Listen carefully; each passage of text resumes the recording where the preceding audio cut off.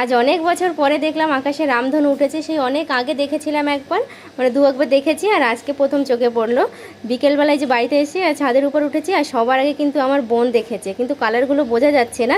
দেখো, ও দেখে সবাইকে ডেকে ডেকে দেখাচ্ছিল যে আকাশে রামধনু উঠেছে। আর ওরা তো এখন ছোট, এই সময় ওরা বইয়ে পড়ছে, আর সবাই ওরা মিলে ডিসকাস করছে, মানে সব বাচ্চারা মিলে যে কেমন হয় না হয়। বল তো, কে বলতে পারবে? আমি বলতে পারবো। বল। বেনিও সহকলা। হ্যাঁ বল। বেনিয়া সহকলা, বেগুনি, লাল, কমলা, হলুদ, সবুজ, আকাশি, নীল, বেগুনি। কটা হলো তাহলে? ঢাকা পড়ে আছে। রেইনবোর কটা কালার? 7টা। হ্যাঁ, 7টা। 7টা রং।